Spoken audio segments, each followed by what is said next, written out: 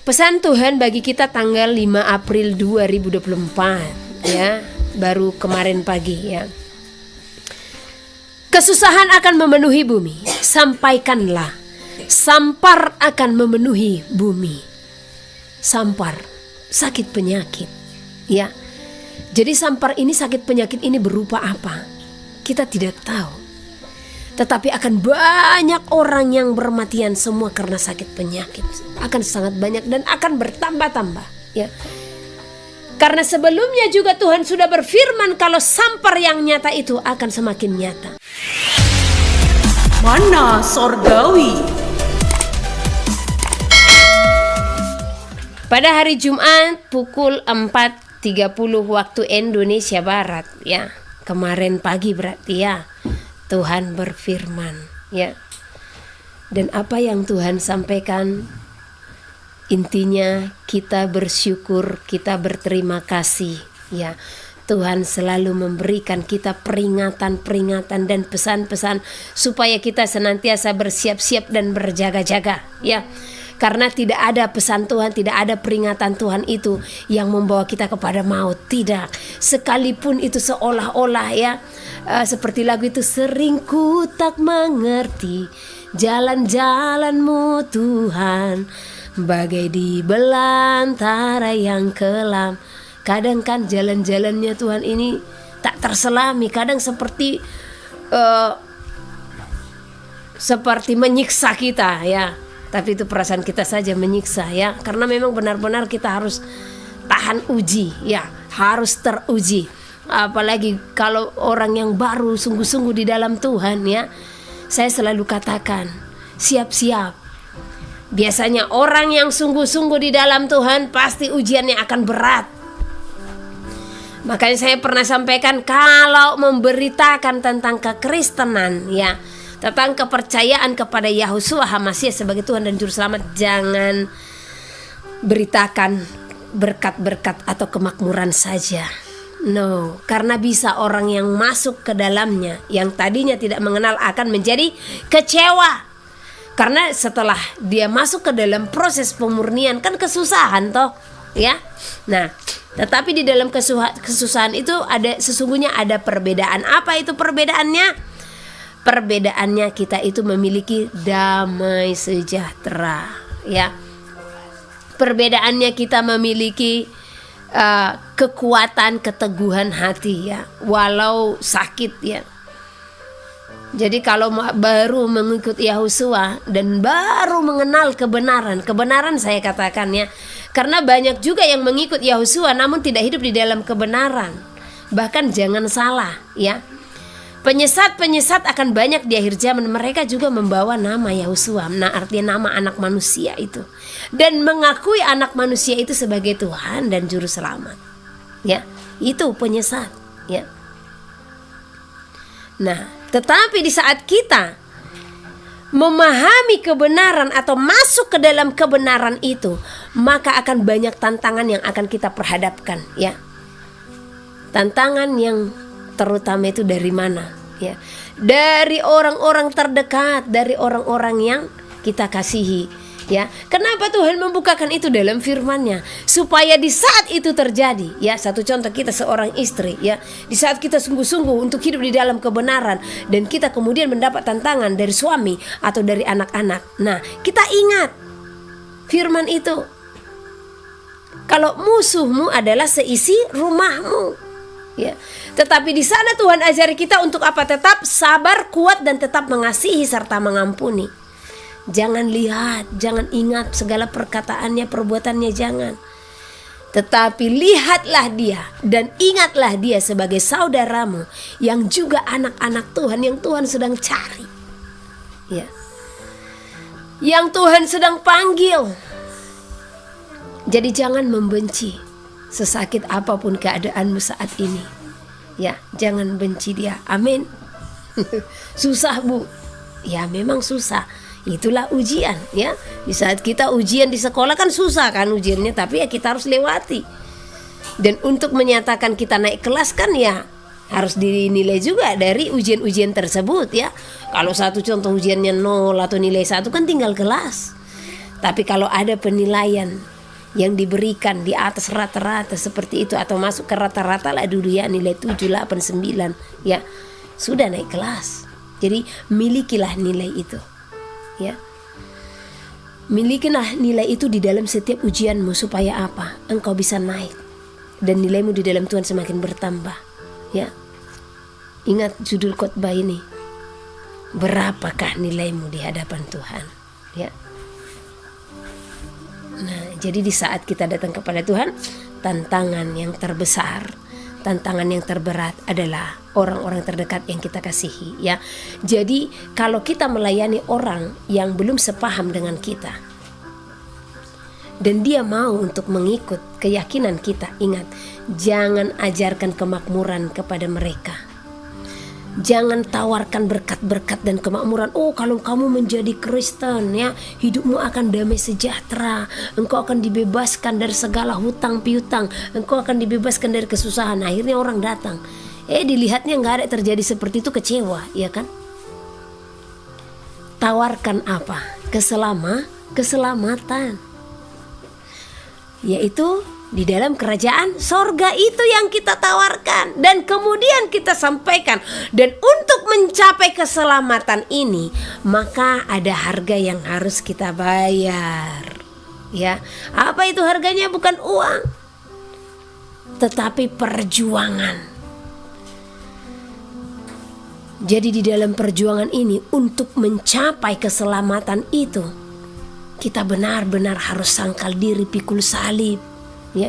Bagaimana sangkal diri pikul salib? Nah, ini sekalian juga aku menjawab ada pertanyaan seorang tanteku, mumpung saya ingat, karena setiap kali mau teleponan ya waktu selalu padat, selalu tabrakan waktunya ya kan. Nah, ini buat Tante Asni namanya ya. Jadi di sini saya akan jawab itu bagaimana sangkal diri dan pikul salib ya. Di saat kita tadi telah mengetahui kebenaran, ingat kebenaran ya. Nah, bukan hanya kekristenan saja, tetapi kebenaran ya.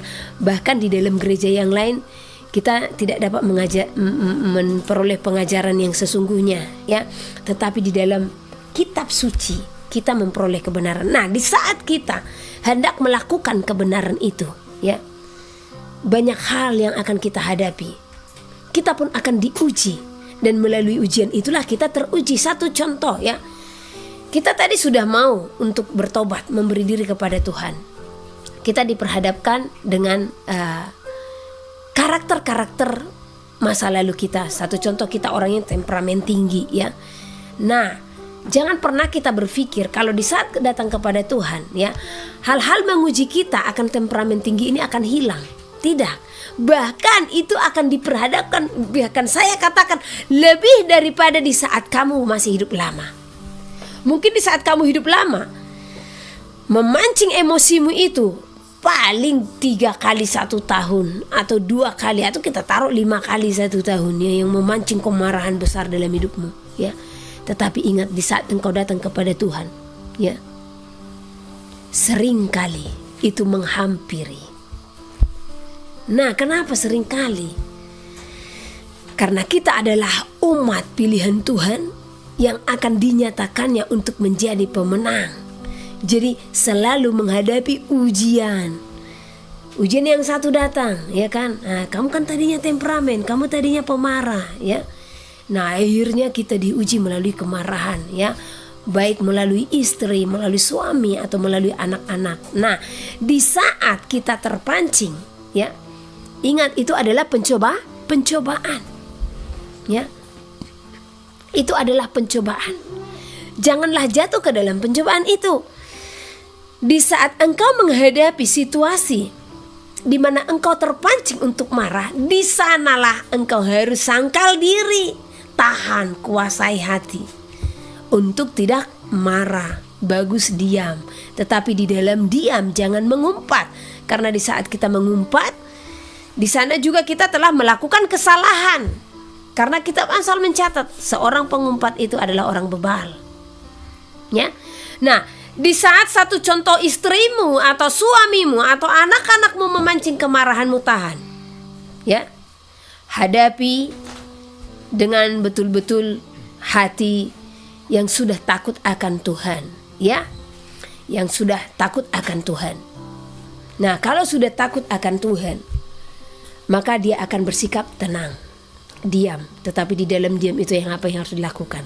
Kadang kan sakit ya, gimana kalau sudah dicaci maki, gimana tidak menjawab ya. Nah, di saat menahan hati itu, kamu di sana, engkau saudara di sana ya, doa peperangan. Karena namanya ini dagingnya, dicubitkan sakit tuh ya. Jadi kalau kita dicaci maki, gimana kita nggak terpancing untuk marah? Terpancing. Tetapi jangan biarkan engkau terpancing, karena di sana tidak sangkal diri lagi. Ya, di sana tahan. Katakan dalam nama Yehoshua, segala roh kekecewaan, kemarahan, tarik daripadaku Tuhan. Sakit banget perkataannya, tetapi saya tidak mau Tuhan itu menyakitkan, supaya tidak menjadi akar pahit. Ya. Lepaskan Tuhan, buang Tuhan. Kemudian doakan lagi orang yang memarahimu. Tuhan tolong dia Tuhan, kuasai hatinya Tuhan, kuasai mulutnya Tuhan, jauhkan roh-roh jahat daripadanya yang menjadikan dia penuh dengan kegeraman. Nah, doakan dia ya. Nah, jadi akhirnya segala macam ya, kita dimarahi atau kita dicaci maki, kita pun diam, kan selesai juga akhirnya ya. Nah, saya pernah dikasih ilustrasi, ada video ya, mungkin saudara juga pernah menerima video ini ya. Ada 2 botol Coca-Cola. Jadi Coca-Cola ini dia gacor seperti ini ya, kedua-duanya. Nah, jadi kalau namanya minuman bersoda ya, kalau digoncang berulang kali maka itu akan bisa meledak ya kalau kita buka, benar? Sama seperti pemenang-pemenang di sirkuit atau apa segala macam kan, mereka kan tembak-tembak itu semua. Nah, jadi kedua botol ini itu digoncang dengan hebat ya. Nah, satu dibuka. Nah, di saat itu dibuka otomatis dia mencerot keluar ya. Nah, tetapi yang satu tidak dibuka. Apakah soda itu akan keluar? Ya. Di saat dia tidak dibuka? Tidak. Bahkan dia akan kembali tenang. Ya. Jadi di saat ujian itu, pencobaan itu datang menghampirimu, tetaplah tenang. Supaya engkau lolos, naik kelas, dapat nilai. Ya. Nah, urusan Tuhan berapa nilainya, yang penting dapat nilai kita. Ya. Karena di saat kita bisa menahan hati, itulah namanya penguasaan diri. Ya. Nah, maka semua akan bisa kembali tenang. Nah, pikul salib, seperti apa pikul salib? Di saat engkau mau mengikut Tuhan, maka akan ada harga yang harus engkau bayar. Ya, bukan rupiah. Ya. Dulu di saat saya mengikut Tuhan, oh benar-benar saya disingkirkan dari keluarga orang tua saya sendiri ya. Tetapi saya sangkal diri pikul salib. Saya harus memikul itu karena saat itu saya dikasih pilihan. Ya. Pilih mana?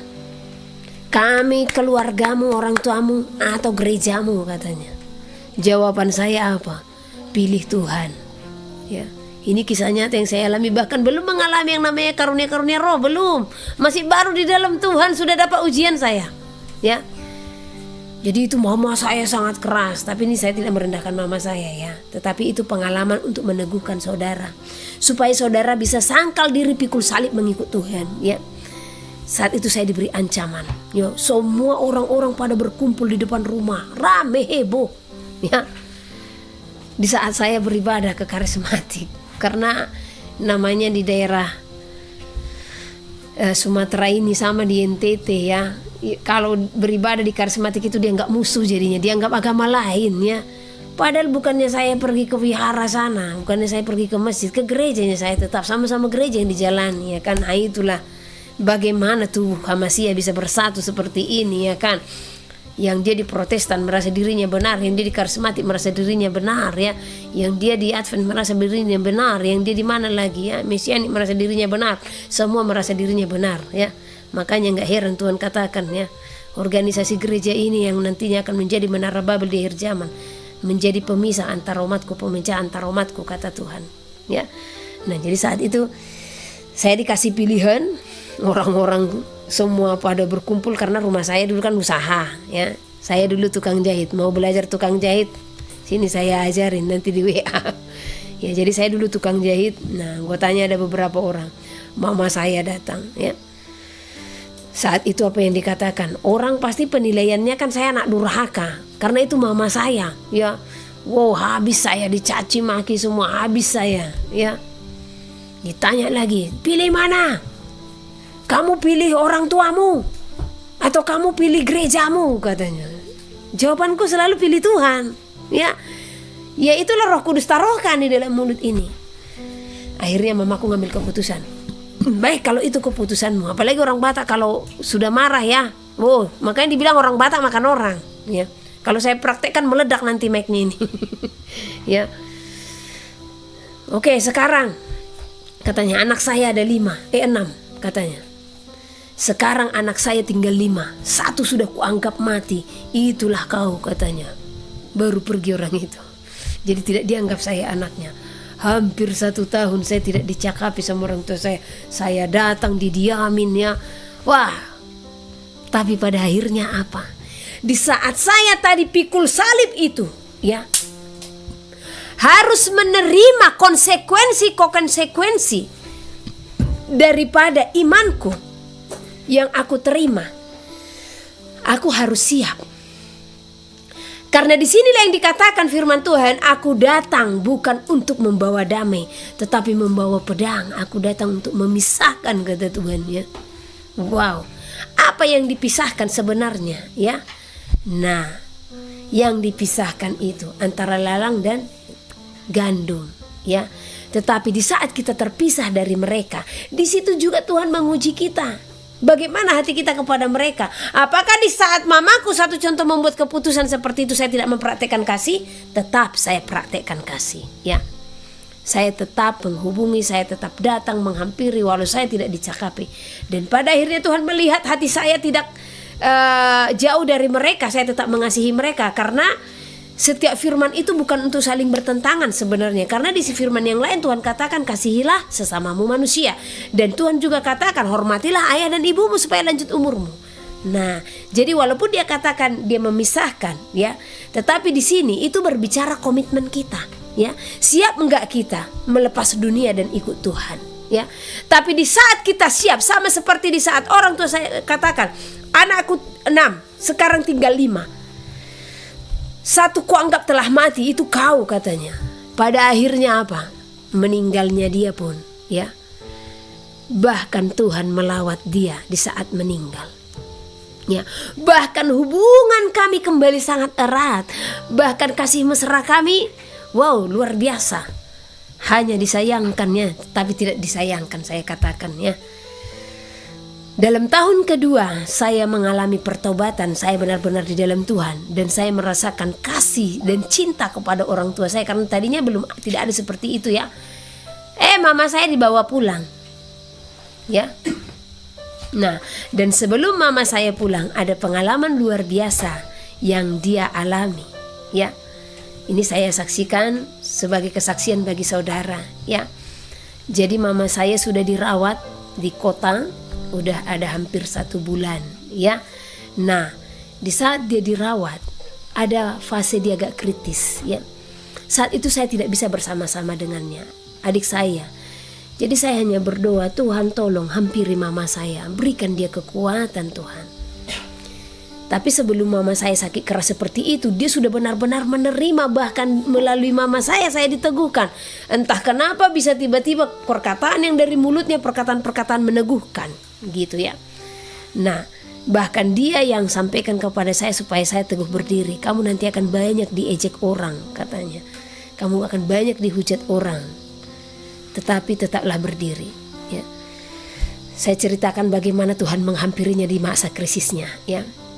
Saat itu waktu di rumah sakit, ya, dokter menyampaikan kepada kami kalau dia harus dipasang selang dari sini dan dari hidungnya. Nah, jadi biasanya kalau pasien mengalami hal seperti itu harus minta persetujuan dari keluarga, karena itu rasanya katanya sangat sakit, ya. Nah, tetapi saat itu, waktu itu dipasang, Perawatnya pun heran karena mama saya tersenyum, ya. Jadi dia cerita sama kakak saya. Kakak saya ada di Medan, saya di Toba. Nah, yang jarak tempuh 6 jam. Jadi mamaku cerita sama kakak saya. Nah, kakak saya pun cerita dan akhirnya saya telepon. Apa ceritanya? Berikut, ya. Tetap sabar. Jadi di saat selang hendak dipasang di sini kan seperti dibor, ya. Nah, Tuhan memperlihatkan wajahnya ke mama saya, ya. Jadi saya tanya, gimana wajahnya? Dan waktu mama saya katakan dia melihat wajahnya, saya sudah tahu mama saya akan dibawa pulang, ya. Karena dia bilang pakai bahasa Batak, ya, naulian katanya. Jadi kalau bahasa Indonesia molek sekali, ganteng, cakep lah itu, ya, cakep gitu. Dia pakai jubah. Terus bilang apa sama mama? Kenapa mama tersenyum? Tenanglah, aku akan menyembuhkanmu. Jadi saat itu mungkin pikiran mama, ya, itu secara jasmani disembuhkan dan dia pun tenang. Haleluya. Haleluya, hosana, hosana, ya Hosuha masih menyertai berkati engkau sampai selama-lamanya. Haleluya, glory, hosana, hosana, hinhana. Terima kasih Bapak. Jadi Tuhan katakan, aku akan menyembuhkanmu. Jadi dia kasih tangannya seperti ini, ya.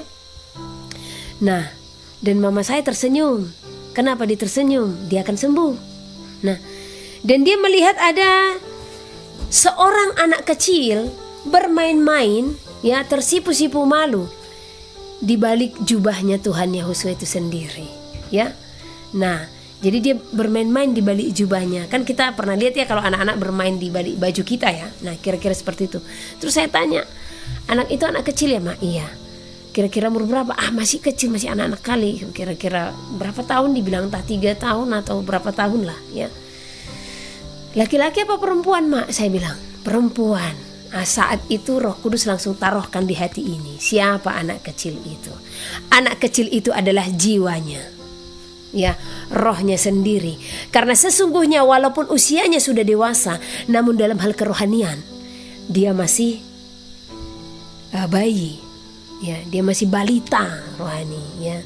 Karena di waktu terakhirnya sebelum dia sakit, di sanalah saya menjelaskan kepada mama saya, bahkan binatang haram, sahabat, nama, saya jelaskan semua, ya. Dan dia melakukan sebelum dia meninggal, bahkan sebelum meninggalnya, karena dia meninggal di tangan saya di sini. Hembusan nafas terakhirnya di tangan saya, dia tunggu saya, ya. Nah, saya bilang, Ma, panggil nama Bapa Yahweh. Dia bilang, Bapa Yahweh, tolong saya, katanya. Baru keluar muntah darah dia, ya, keluar darah dari hidungnya. Dibandingkan masih saya tiup dia, sampai mulut saya kena itu darah-darah itu semua. Tapi bapakku bilang, sudahlah, saya pompa-pompa terus mama saya, ya, sampai saya tiup mulutnya sudah darah yang keluar. Bapak saya bilang, udah, mamamu sudah nggak ada. Tapi itulah terakhir, Bapak Yahweh, tolong saya, katanya, ya. Nah, tetapi saya bersuka cita karena sampai mayatnya pun ditaruh di peti mati, ya. Saya minta tanda besar sama Tuhan, ya. Saya bilang sama Tuhan, Tuhan, apakah mama saya berkenan di hadapan-Mu, ya. Saya meminta tanda, Tuhan. Saya mau melihat benda yang warna putih. Kalau satu contoh, entah apapun itu, baik satu contoh nanti kami pulang ke kampung membawa mama ini, kan perjalanan 6 jam pasti di ambulans, ya. Kalau saya melihat orang ada yang berpakaian putih, ya berarti sukacitalah hati ini. Nggak taunya peti mati datang, dan peti mati ini warna putih lengkap dengan gambar perjamuan. Saya kaget, kakak saya kaget. Nah, kaget saya dengan dia berbeda, karena yang pesan peti mati, yang urus ambulans itu kakak saya. Nah, dia kagetnya di mana? Dia yang pesan peti mati, dan yang dia pesan itu warna coklat. Dan saya heran kenapa? Karena yang masuk itu peti mati warna putih dan ada gambar perjamuannya.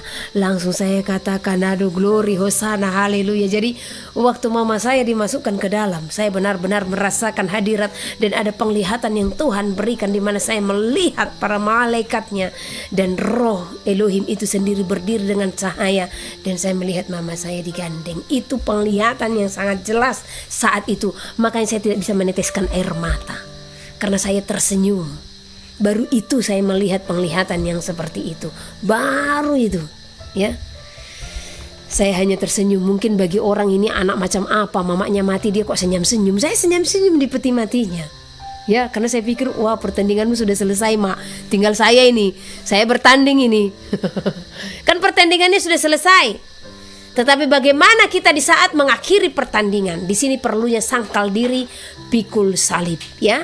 Jadi ingat, pikul salib itu tadi, ya, di mana kita tetap berjuang sekalipun dunia meninggalkan kita, ya. Jangankan dunia, bahkan sekalipun istri kita, suami kita, anak-anak kita, orang tua kita, saudara kita meninggalkan kita karena kebenaran, kita harus berserah.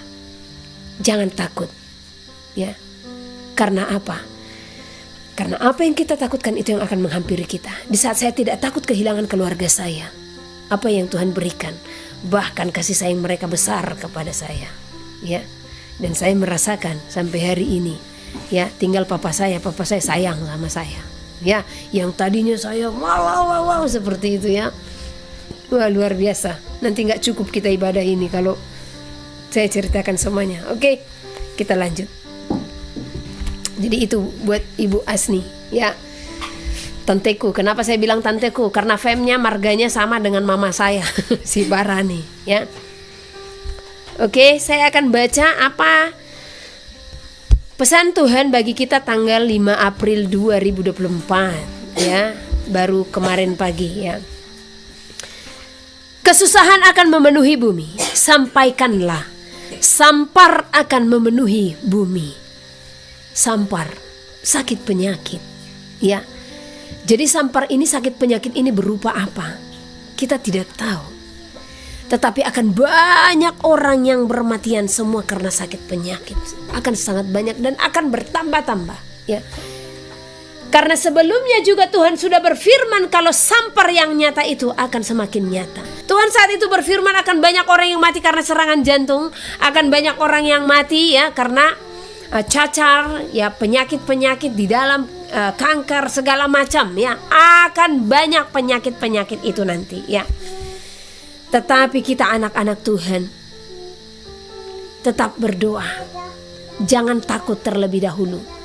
Kalaupun itu akan menghampiri bumi ini, saya pernah sampaikan, itu semua bisa tidak berpengaruh kepada saudara di saat apa? Tidak ada kompromi, ya. Tidak ada kompromi akan segala dosa. Kalau Tuhan bilang jangan, ya. Saya sampaikan kepada saudara bagaimana untuk menghindari efek-efeknya, ya. Jam tidur yang cukup, pola makan yang sehat, ya. Pola hidup sehat, dan jangan memasukkan MSG atau penyedap-penyedap ke dalam tubuhmu. Jangan memasukkan kimia-kimia ke dalam tubuhmu. Makanya jauhkan segala yang instan, ya. Karena segala yang instan, apalagi di Indonesia, ya, saya tidak usah sebutkan merek, tapi itu satu perusahaan yang cukup terkenal, yang dari keluaran mereka lah roti-roti, semua, bahkan segala macam produk-produk dapur segala macam, ya. Saya pernah diingatkan oleh saudari kita juga, ya, kalau dia pernah dipinang sama perusahaan ini untuk produknya. Produk dia saat itu bumbu, ya, bumbu-bumbu kering. Nah, tetapi di saat dia interview dan dia bertanya kepada direkturnya langsung, ya, berapa persen ini, dia pun kaget, ya. Kagetnya di mana? Karena ternyata pengawet dari makanan-makanan yang kita makan itu melebihi batas, sampai dia bilang kalian mau membunuh manusia secara perlahan-lahan. Dan dia pun, puji Tuhan, hatinya memiliki hati yang luar biasa. Dia tidak menginginkan yang namanya harta dunia ini dengan menerima pinangan daripada perusahaan tersebut. Jadi dia jelaskan sama saya. Nah, di sini saya jelaskan kepada saudara satu contoh. Ada satu bungkus roti. Roti ini harganya hanya 8.000. Ya. Nah, 8.000 ini sudah lengkap dengan bentuknya yang disusun tertata rapi. 8.000 ini sudah lengkap dengan packingannya. 8.000 ini sudah di situ pajaknya, sudah di situ biaya upah karyawan, dan 8.000 ini sudah dari beberapa titik dari pabrik, ya, kemana lagi dan kemana lagi, ya. Nah, dari grosiran, pengecer, segala macam, ya. Nah, berapa tahapan? Jadi aslinya kita beli yang 8.000 ini dari pabrik berapa? Bisa saja 5.000, ya. Nah, kalau 5.000 perak ini, 5.000 rupiah ini, ya, tadi harga roti 8.000. Karena sampai sekarang masih banyak harga roti yang segitu, ya. Bahkan di bawahnya.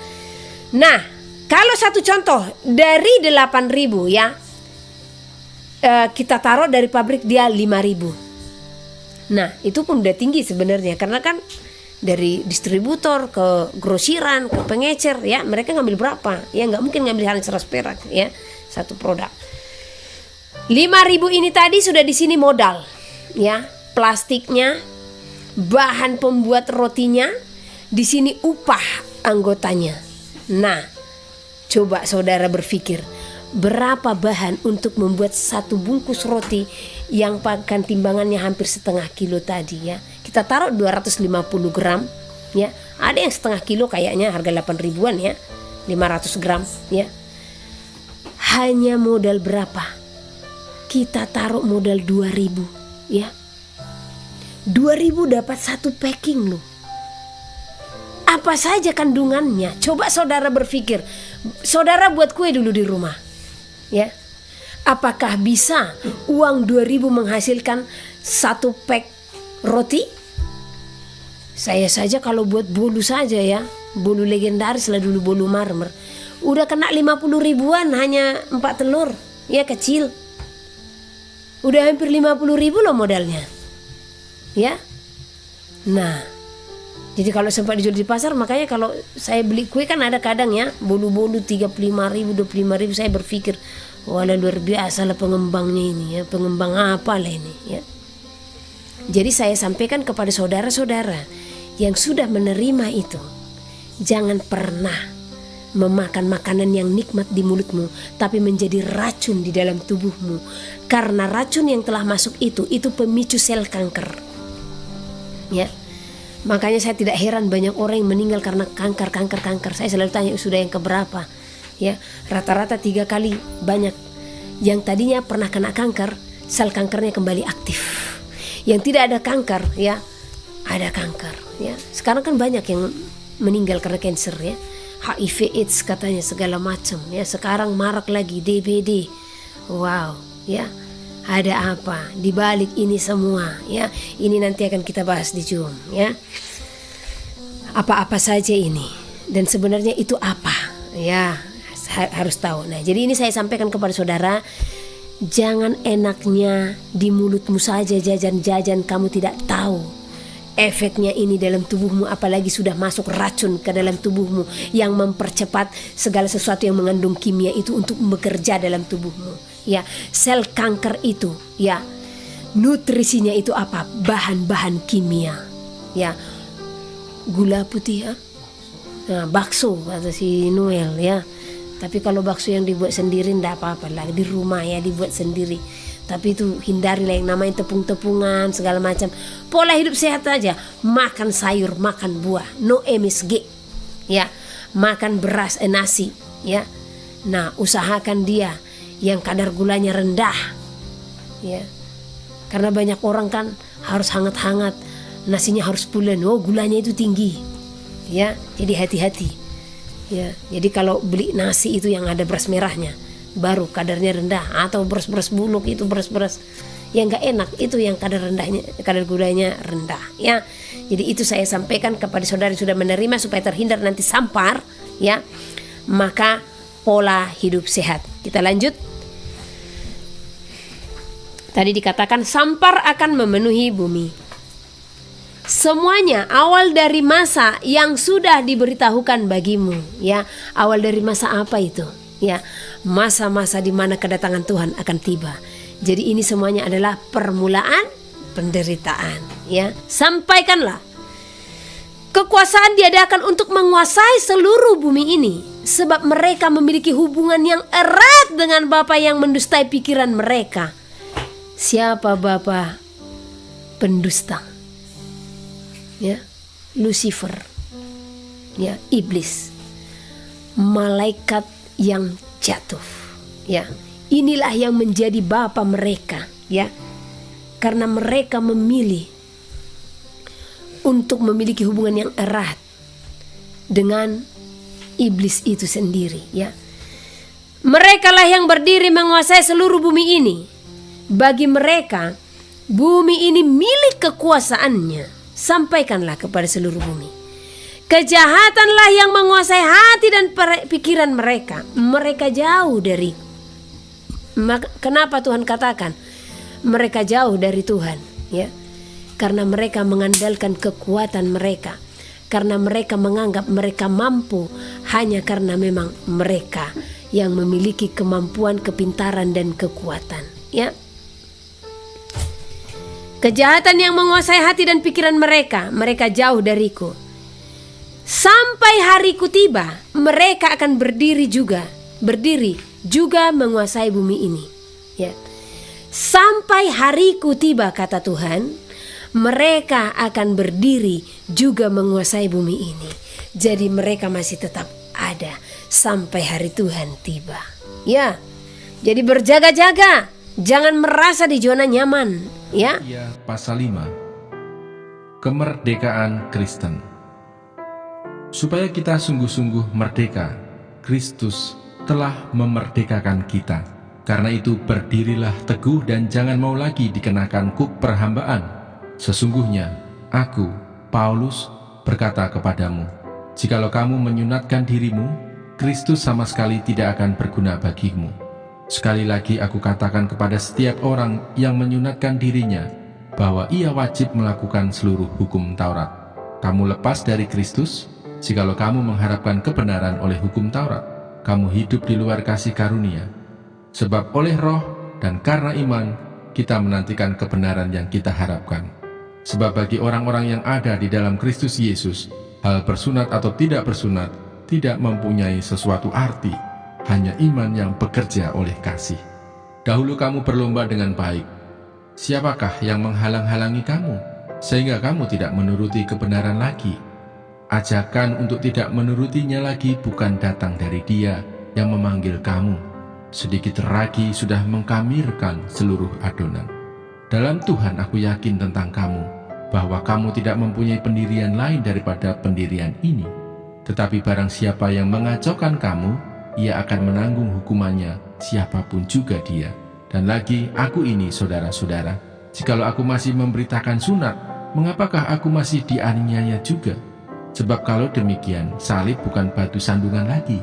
Baiklah mereka yang menghasut kamu itu mengebirikan saja dirinya. Saudara-saudara, memang kamu telah dipanggil untuk merdeka. Tetapi janganlah kamu mempergunakan kemerdekaan itu sebagai kesempatan untuk kehidupan dalam dosa, melainkan layanilah seorang akan yang lain oleh kasih. Sebab seluruh hukum Taurat tercakup dalam satu firman ini, yaitu, kasihilah sesamamu manusia seperti dirimu sendiri. Tetapi jikalau kamu saling menggigit dan saling menelan, awaslah, supaya jangan kamu saling membinasakan. Hidup menurut daging atau roh. Maksudku ialah, hiduplah oleh roh, maka kamu tidak akan menuruti keinginan daging. Sebab keinginan daging berlawanan dengan keinginan roh, dan keinginan roh berlawanan dengan keinginan daging. Karena keduanya bertentangan, sehingga kamu setiap kali tidak melakukan apa yang kamu kehendaki. Akan tetapi, jikalau kamu memberi dirimu dipimpin oleh roh, maka kamu tidak hidup di bawah hukum Taurat. Perbuatan daging telah nyata, yaitu percabulan, kecemaran, hawa nafsu, penyembahan berhala, sihir, perseteruan, perselisihan, iri hati, amarah, kepentingan diri sendiri, percideraan, roh pemecah, kedengkian, kemabukan, pesta pora, dan sebagainya. Terhadap semuanya itu kuperingatkan kamu, seperti yang telah kubuat dahulu, bahwa barang siapa melakukan hal-hal yang demikian, ia tidak akan mendapat bagian dalam kerajaan Allah.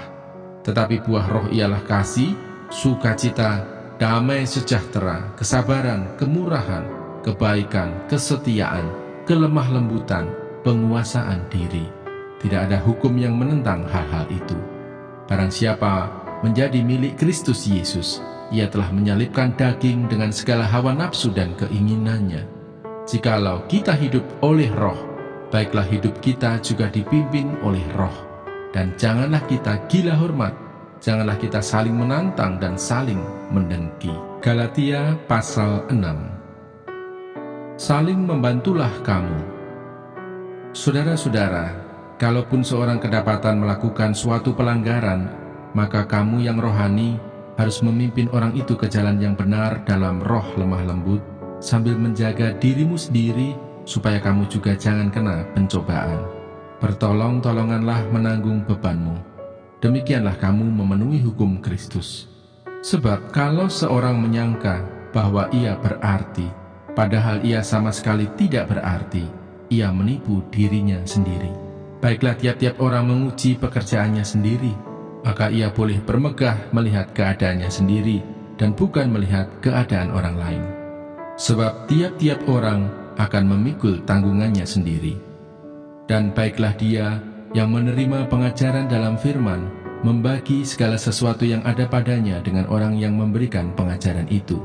Jangan sesat, Allah tidak membiarkan dirinya dipermainkan, karena apa yang ditabur orang, itu juga yang akan dituainya. Sebab barang siapa menabur dalam dagingnya, ia akan menuai kebinasaan dari dagingnya. Tetapi barang siapa menabur dalam roh, ia akan menuai hidup yang kekal dari roh itu. Janganlah kita jemu-jemu berbuat baik, karena apabila sudah datang waktunya, kita akan menuai, jika kita tidak menjadi lemah.